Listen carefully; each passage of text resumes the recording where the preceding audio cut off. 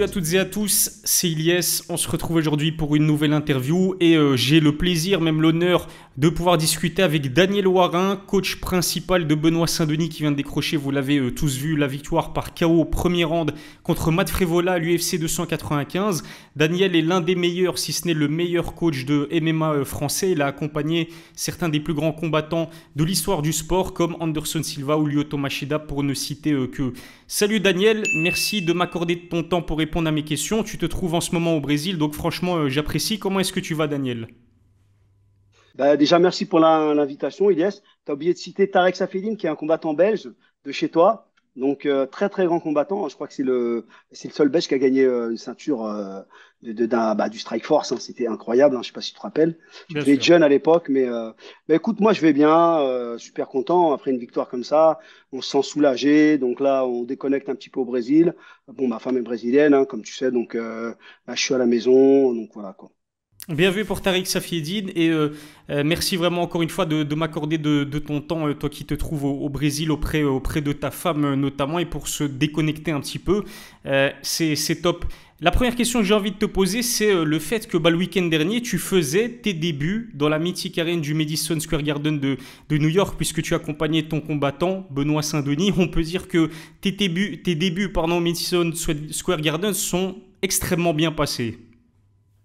En fait, oui, c'était la première fois que. En fait, j'étais allé à New York, mais c'était dans le New Jersey plutôt. Il y avait Mhm. Machida qui avait combattu, mais c'était pas au Madison. Et là, c'est vrai que c'était une première. Donc, déjà, quand on a eu la nouvelle, je me suis dit, bon, c'est pas mal, hein, une expérience en plus. D'ailleurs, l'arène, magnifique. Et en plus, on était bien situé, hein, l'hôtel en plein New York, à 50 mètres de Times Square. Donc, c'est vrai que c'était un début, on va dire, fracassant, hein. Comme je l'ai dit. Dans pas mal d'interviews avant le combat, on est venu pour conquérir l'Amérique. Et bon, c'est ce qu'on a fait, hein. Donc, du moins, je crois, quoi. Un début parfaitement réussi et effectivement moi je pense vraiment que vous avez conquis l'Amérique, tout le monde était satisfait, très content de la performance de Benoît Saint-Denis. Il faut dire que Matt Frevola est new-yorkais, pourtant lorsque Benoît a éteint Matt Frevola qui évolue à domicile, le public a applaudi la prestation du combattant français. Alors Benoît Saint-Denis, je le répète, s'est imposé par KO au premier round contre Matt Frevola. En un peu plus d'une minute, on a quand même eu le temps de voir pas mal de choses intéressantes de la part de Benoît, notamment le fait qu'il ait réussi à réaliser un magnifique sweep. Puis ensuite, après un takedown, il s'est relevé. En sortie de clinch, Frevola lui a infligé un coup de genou. Il a essayé, l'Américain, de s'enfuir. Et là, Benoît Saint-Denis l'a séché avec un high kick parfaitement exécuté en plein visage de l'Américain. Et Benoît l'a terminé en grand end-pound. Je me souviens qu'il y a quelques temps, tu avais annoncé dans une interview que tôt ou tard, Benoît allait l'emporter par un high kick. Par un kick plutôt soit au foie, soit un high kick au niveau de la tête. Ta prédiction, elle s'est enfin réalisée. En fait, je suis super content parce que c'est vrai que Benoît, son high kick, il est incroyable. Il faut savoir à l'entraînement, il touche souvent avec son high kick. Je vais même empêcher de mettre trop d'high kick à l'entraînement parce que, voilà, je veux pas qu'il abîme trop les sparring parce qu'après, on n'a plus de sparring. Un sparring, il faut aussi, il faut essayer de sympa avec parce que personne aime prendre des coups comme ça fait mal. Donc, celle-là, on l'avait travaillé en sortie de corps à corps, en fait, parce qu'en sortie de corps à corps, généralement, et surtout l'angle qu'il avait pris, il peut pas défendre, il a les mains basses, il voit pas le coup arriver. Surtout que les kicks que j'ai montré à Benoît, c'est des kicks qui partent bon, d'en bas, bien sûr, puisque c'est un kick, mais l'angle, il est assez, il est pas trop cassé, il est vraiment assez droit, donc c'est très difficile de lire la trajectoire. D'ailleurs, on voit comment il s'appelle Frévola, il a l'impression qu'il va prendre dans les bras et ça monte au visage. Et ça m'a fait doublement plaisir parce que moi, quand j'étais combattant de Muay Thai, j'étais un spécialiste des high kicks. C'est-à-dire que je mettais beaucoup d'high kicks, j'avais vraiment une bonne technique par rapport à ça. Et donc, c'était super. Mais s'il avait gagné par soumission, c'était pareil, hein. Nous, ce qu'on veut, c'est la victoire. Donc, on est vraiment super content parce qu'il a vraiment fait une super performance. Parce qu'il faut noter, c'est pas que la performance en elle-même. Il faut savoir la pression. Il y a Dana White qui est là. On voit Donald Trump, tous ces acteurs au bord de la cage. Il y a quand même une pression. Va-t-il passer le top 15? Et franchement, il l'a bien géré. Et ça, c'est incroyable. Surtout un combattant avec une jeune carrière comme ça de MMA, on voit il est vraiment fait pour ça. C'est ça qui est incroyable aussi. Il faut dire que Benoît, c'est vrai que ça se voit pas vraiment sur son physique, mais il n'a que 27 ans. C'est un combattant déjà c'est un jeune homme, mais en plus de cela, c'est un jeune combattant de MMA. Daniel, j'aimerais aussi savoir, c'était quoi la stratégie pour vaincre Matt Frevola et est-ce que Benoît l'a parfaitement exécuté cette stratégie-là? Alors, la stratégie qu'on a mis en place, déjà, il faut savoir que on met en place une stratégie, mais dans le combat, ça évolue. On ne reste pas Mhm. figé sur quelque chose. Parce que dans le combat, des fois, il se passe des choses et donc il faut changer. C'est-à-dire il faut tout le temps s'adapter. C'est pour ça qu'à l'entraînement, on travaille un peu de tout. Mais grosso modo, c'était quoi? C'était de rester bien à distance, surtout travailler avec des directs et beaucoup de kicks, hein, des combinaisons, parce qu'on se méfiait quand même de ses crochets. Et en fait, Frévola, il était quand même extrêmement prévisible dans le sens où quand il expose pour entrer ses points, on les voit arriver de loin. D'ailleurs, on voit Benoît qui recule à chaque fois, sans se faire toucher vraiment. Et donc la stratégie, c'était ça, le travail à distance, le ramener contre la cage un peu, travailler en clinch contre la cage et essayer de l'emmener en fait au milieu du tatami. Parce qu'on pensait que la solution, elle était au sol. C'est-à-dire que il défend bien, comment ça s'appelle, contre la cage, mais dès qu'on le met dos au sol, au milieu de la cage, c'est compliqué. Il a un trop bon sol, comment il s'appelle Benoît. On l'a vu, hein, comment il l'a sweepé. Ouais. Même Benoît, moi, honnêtement, quand j'ai vu le début du combat, même il le met au sol, ben, j'étais beaucoup moins inquiet en fait. Parce que j'ai vu Mhm. qu'en fait, il était trop puissant pour Frévola. Donc bon, il le coupe avec le high kick, c'est magnifique. Ben, c'est du MMA, hein, c'est Mhm. l'opportunité. Mais bon, l'idée c'était ça. Ok, très intéressant, vraiment très intéressant. Ce qui est sûr, c'est que Benoît s'est imposé et c'est le plus important. Et avec cette victoire importantissime, ben, il est aujourd'hui, ça vient de tomber il y a quelques heures en tout cas, mais il est aujourd'hui classé numéro 11 de la catégorie des poids légers, à égalité en fait avec Jalin Turner, numéro 11 de la catégorie des poids légers, qui est la catégorie la plus relevée de tout l'UFC. Seulement 2 ans après sa signature dans l'organisation numéro 1 du MMA, Daniel, c'est tout simplement historique et exceptionnel pour un combattant français ce qu'il a réalisé, Benoît. Ben, exactement. Puis ça prouve une chose, c'est que il faut pas se sous-estimer. Le problème des combattants français, je parle de MMA, hein, parce qu'en Muay Thai, on se sous-estime pas, ni en Belgique d'ailleurs. Hein, vous avez les grands champions comme Youssef, hein, quand il va sur le ring, il croit en lui et je peux vous dire, c'est un sacré combattant. Eh ben c'est pareil, il faut que ça soit pareil en MMA. Nous, on est allé au Madison confiant. Je veux dire, le gars en face a deux bras, deux jambes. On a des très bonnes écoles de MMA en France. Il faut y croire. Et donc, oui, c'est incroyable d'en arriver là. Mais voilà, ça montre qu'aussi on a un potentiel en France. On n'a pas besoin de s'exporter dans les équipes américaines ou brésiliennes ou n'importe où. C'est intéressant, bien sûr, pour voir ce qui se passe ailleurs, tourner un peu, mais on peut faire ces camps d'entraînement chez nous et on performe. La preuve, nous, on est à Bayonne tranquillement pendant les camps et moi, depuis le début, en plus, j'ai même pas de salle. Hein. Je suis un sans domicile, pas sans domicile, sans dojo fixe, hein, comme on dit, hein, quand je reprends je reprends le, enfin bref. Et donc, on performe quand même. Je veux dire, si on est bien entouré, une bonne équipe, des bons sparring, une bonne ambiance, et voilà, il faut croire en ses capacités. Benoît, il croit en lui, et bon, il le démontre, hein, puisqu'il a performé à New York contre un New-Yorkais devant tout le public. Donc, c'était super. Équipe 100% française en plus de cela, donc ça fait d'autant plus plaisir du côté de la France. Et c'est vrai qu'on ressent que les Français sont très patriotes lorsqu'ils regardent un combat de Benoît Saint-Denis parce que c'est l'un de leurs meilleurs représentants à l'UFC. J'ai entendu Benoît dire qu'il aimerait bien affronter Dustin Poirier ou Justin Gaethje par la suite pour la ceinture BMF. Il est aussi intéressé par Mateusz Gamrot, Armand Tsarukyan. Toi personnellement, Daniel, quel adversaire présent dans le top 10 tu aimerais qu'il affronte à son prochain combat? Alors, je vais être honnête avec toi, je regarde pas du tout. Je regarde pas du Ok. tout. Bien sûr, un combattant bien placé, ça c'est important. Et après, dès qu'on a le nom, j'analyse. Parce qu'en fait, tu peux demander ce que tu veux, c'est l'UFC qui Mhm. va choisir. Donc, non, non, vraiment, je commence à me pencher sur les combattants quand j'ai le nom du combattant. Parce qu'avant, ça sert à rien, en fait. C'est une perte de temps, en fait. Donc, là, de toute façon, ils sont tous bons. Donc, sauf qu'à chaque fois, c'est un casse-tête, c'est une stratégie un peu différente. Même si souvent les stratégies se ressemblent, hein, parce qu'au final, on va pas faire un milliard de stratégies, hein, c'est toujours un Mhm. peu pareil. Mais je veux dire, je- voilà, quoi, il y a énormément de très bons combattants, donc j'attends le nom du gars et après on analyse, quoi. J'ai une suggestion pour toi, mais je suis sûr que tu es au courant. Le 2 décembre, on aura droit à un combat intéressant entre Binil Dariush et Armand Saroukian. Imaginons, en cas de blessure de l'un des deux, est-ce qu'il pourrait, Benoît, accepter de servir de combattant remplaçant en short notice? Et d'ailleurs, lors du même événement, on a un autre combat chez les poids légers qui est plutôt intéressant, celui qui va opposer Dan Hooker à Bobby Green. Pareil, est-ce que si un des deux se blesse, je ne le souhaite pas, hein, mais est-ce que Benoît Saint-Denis serait prêt à accepter le défi et accepter d'affronter ces mastodontes de la catégorie en short notice? Bah, je pense pas. Bon, lui, c'est clair que si tu lui demandes, il est prêt à y aller, mais en fait, je pense que ça serait pas une bonne idée parce qu'il a quand même besoin de se reposer. Il a quand même enchaîné en 6 mois 3 combats. Les cuttings, quand même, c'était des gros cuttings, hein, plus de 5 kilos. Le dernier, c'était 5 kilos 400 ou 500. Donc, je pense que là, faut qu'il prenne du temps pour lui, qu'il reste avec sa famille, sa femme, qui profite un petit peu et bah, qui se régénère un peu parce que il faut savoir qu'il y a pas mal de gens qui ne savent pas, c'est normal. C'est que Benoît, pendant le camp, il a eu le Covid 2 semaines avant le combat. 2 semaines, oui, disons 3 semaines avant le combat. Donc, il y a une semaine qui est passée un peu à la trappe. Et voilà, quoi, parce que c'est quand même dur. Il enchaîne beaucoup. Je pense que ça, c'est pas une bonne idée.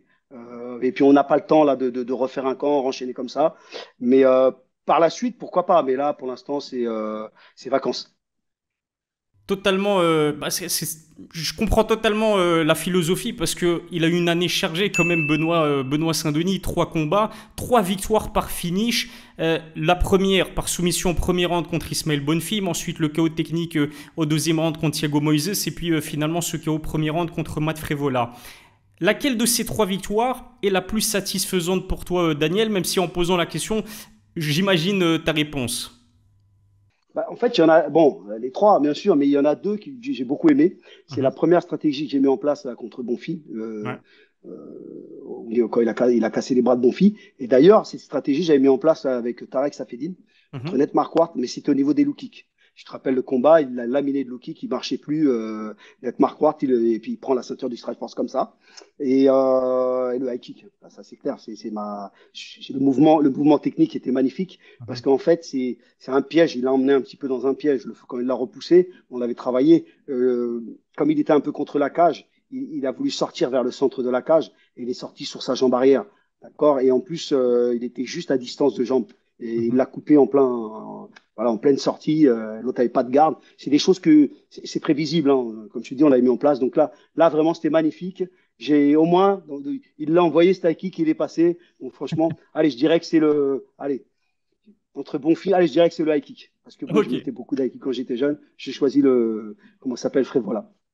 La spéciale Daniel Warin. Moi, perso, si tu me poses la question, je dirais Ismaël Bonfim parce que Ismaël était considéré comme l'un des plus grands prospects de la catégorie des poids légers. De mémoire, corrige-moi si je me trompe, mais je pense qu'il en était à 13 victoires consécutives. Et il faut dire que tout le monde ou presque donnait Benoît Saint-Denis perdant contre Ismaël Bonfim. Il l'a plié, il l'a étalé avec ta très bonne stratégie en plus de cela, soumission au premier round. Donc personnellement, moi, je dirais Ismaël Bonfim. Qu'est-ce que t'en penses? Oui, c'est vrai que. Mais en fait, nous, on n'était pas trop inquiets pour Bonfils, hein. C'est tout le monde qui était inquiet, mais il avait beaucoup d'armes contre Bonfils. Parce qu'en fait, les gens, ils n'ont pas trop vu venir Benoît, mais ça fait longtemps qu'il fait des combats incroyables, hein. Même au Brave, il me surprend à chaque fois. Donc, maintenant, le combat que j'ai trouvé dur, moi, c'était Thiago Moises. Je le trouvais beaucoup plus dur que Bonfils et que Frévola. Lui, il était vraiment, vraiment, vraiment dangereux. Mais bon, les trois étaient durs, hein, aussi, et donc c'est incroyable. C'est vrai que là, en 6 mois, il a fait un sacré taf quand même, hein.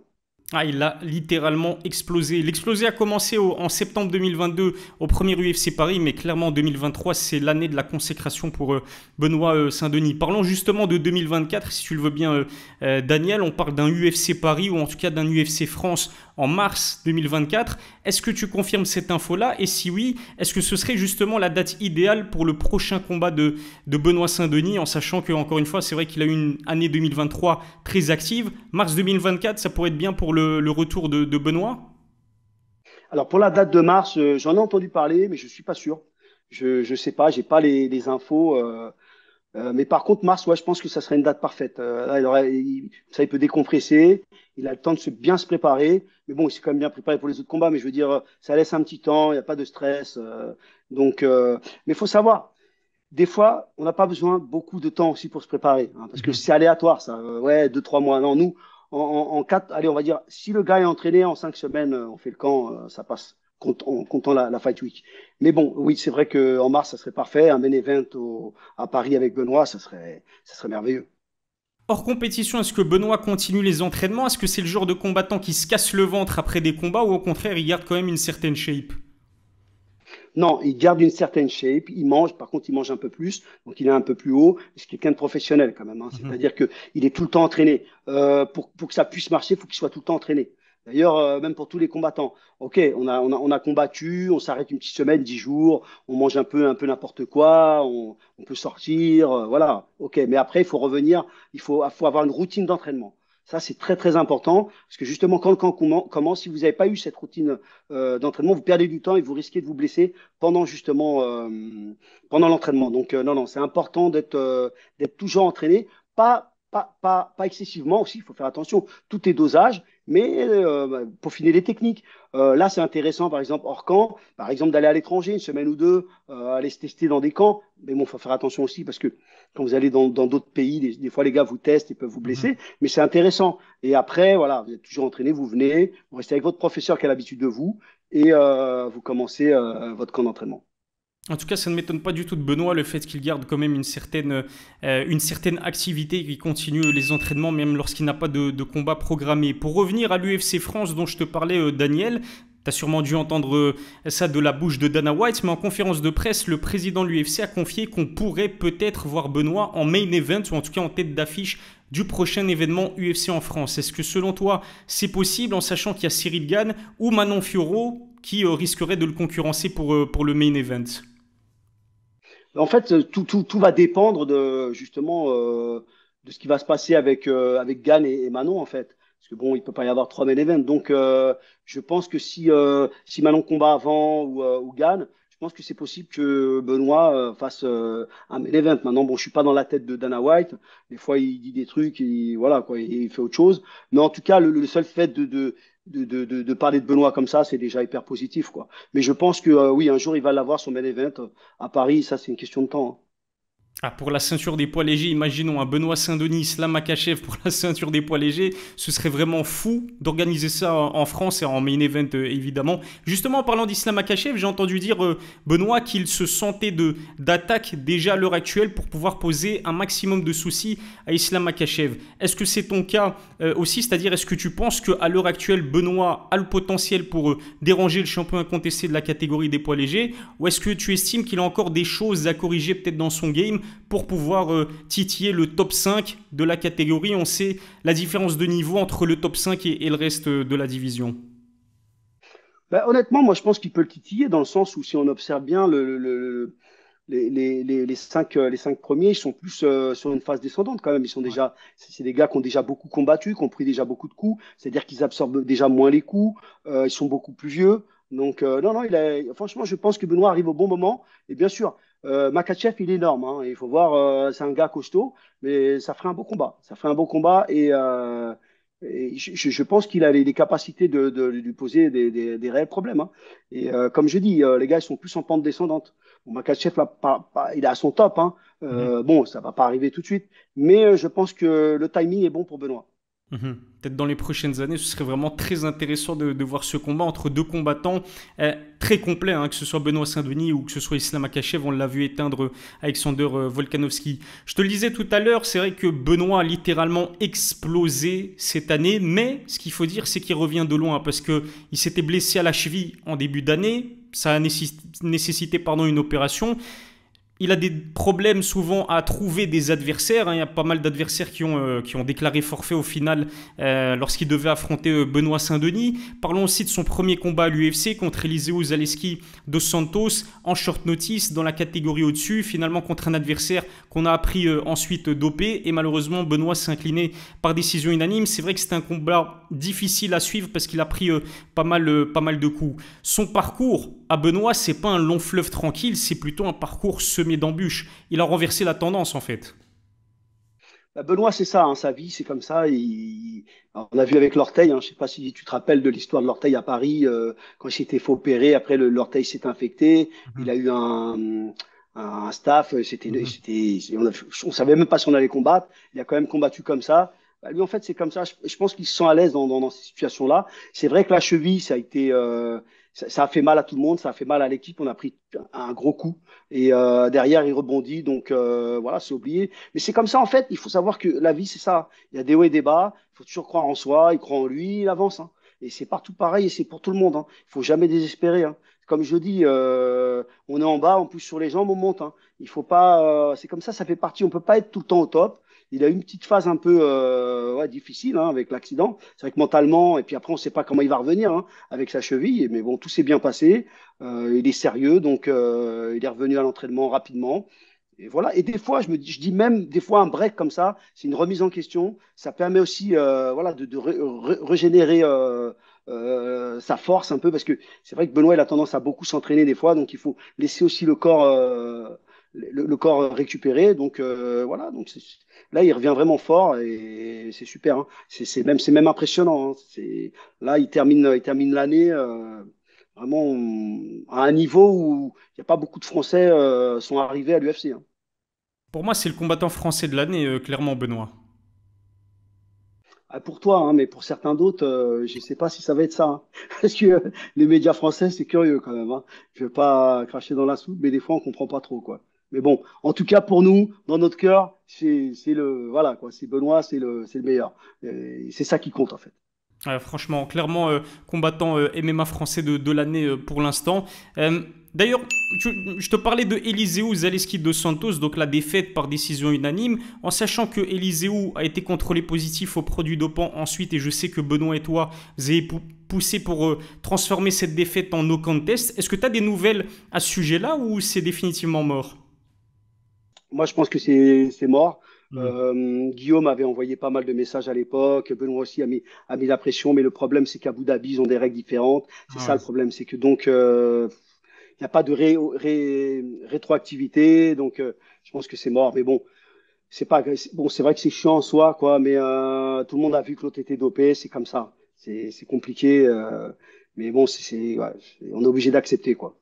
Ouais, c'est de l'histoire ancienne et Benoît, de toute façon, très bien rebondi. Tout comme toi, Daniel, il faut en parler aussi. Tu as longtemps souffert d'un manque de considération et de visibilité en France, en tout cas. Aujourd'hui, j'ai le sentiment que tu es enfin reconnu à ta juste valeur et c'est dû en grande partie aux performances de ton combattant Benoît. Je rappelle qu'en 2022, vous êtes évincé en quelque sorte du Venom Training Camp. Benoît et toi, vous préparez vos combats au Fitness Park, généralement de Vitry, si je ne dis pas de bêtises. Est-ce que tu vis l'explosion sportive et médiatique de Benoît Saint-Denis comme une forme de revanche? Mais bien sûr, à travers Benoît, j'ai pu montrer déjà mon travail. J'ai pu montrer au monde que, en fait, c'est pas pour rien que les Anderson Silva, les Dan Anderson, les Machida et encore plein d'autres, les Pantoja avec qui j'ai gagné pas mal de ceintures, les Tarek Safedine, il y en a un tas. Voilà, tous ces combattants que j'ai entraînés de très haut niveau, c'est pas pour rien. Je montre aux gens qu'en prenant même un gars de zéro, on arrive à aller très haut. Et grâce à Benoît, ça montre tout ça. C'est-à-dire que les gens ils font des recherches, ils voient qui je suis vraiment. Parce que c'est vrai que si on compte sur les médias français, là, c'est voilà quoi, ils m'ont même pas. En fait, nul n'est prophète en son pays, ça c'est la vérité, mais maintenant c'est passé. De toute façon, Ilyes, moi je te dis honnêtement, j'ai fait sécession avec le MMA français, dans le sens où je continue ma route. De toute façon, je suis plus un coach international. C'est pas pour me vanter, mais je me mets pas dans le même niveau en fait. Voilà, j'ai passé ce cap-là. Je fais mes trucs, on avance, c'est l'aventure. Et bon, voilà, mais bon, maintenant c'est bien, on peut voir mon travail. Et c'est intéressant surtout pour les stages aussi. Comme ça, je suis un peu plus contacté, je fais un peu plus de sous, parce qu'il faut qu'on vive, hein. Et donc, voilà, mais bon, mais c'est vrai que c'était dur à vivre au début, parce que ils n'ont pas été très, très gentils avec moi, hein. Ah, tu as pu le constater, hein. Pour la petite anecdote, Daniel, là, c'est pas vraiment une question, mais le combat de MMA qui m'a fait justement fait prendre de passion pour ce sport et cette discipline, c'est Anderson Silva, Forrest Griffin. Corrige-moi si je me trompe, tu étais dans le coin d'Anderson Silva ce soir-là. Exactement, d'ailleurs, c'est le combat du siècle, hein, qui a été nommé combat du siècle. Comme Dan Anderson contre Shogun, et j'étais Mhm. aussi dans son coin.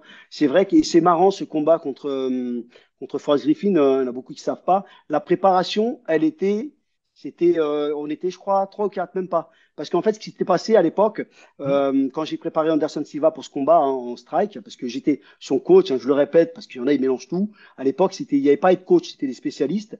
Et moi, ma spécialité pour Anderson, maintenant, c'est différent, c'est MMA, mais c'était le striking. Et déjà, pouvoir entraîner un gars comme Anderson Silva en striking, c'était le top. Il n'y avait pas mieux. Et en fait, on n'était pas beaucoup parce que le reste de l'équipe était parti au Japon.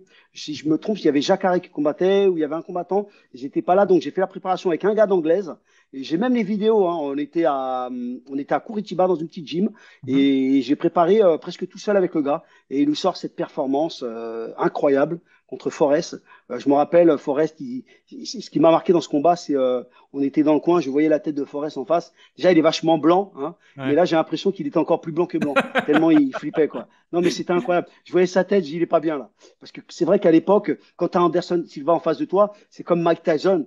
À Ouais. l'époque, il détruisait tout le monde. Tu vois Mike Tyson, le gars, même s'il était meilleur que lui, mentalement, il n'arrivait pas, c'était trop, quoi. Et là, c'était pareil. Et il nous a sorti un truc incroyable, quoi. Donc, ouais, ouais. Et je suis content d'avoir fait partie de ce combat. Et en plus, il combattait en 93 kilos à l'époque. Ouais. C'est-à-dire qu'il était monté de catégorie contre Forrest.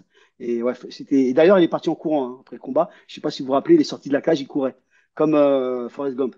Exactement, c'est exactement ça. En fait, ça m'a marqué, pour tout te dire, et comme je t'ai dit, c'est l'un des premiers combats de MMA que j'ai regardé. Je me souviens à l'époque chez nous en Belgique, ça passait sur Club RTL. Je crois que c'était en rediffusion. À l'époque, il n'y avait pas vraiment Internet.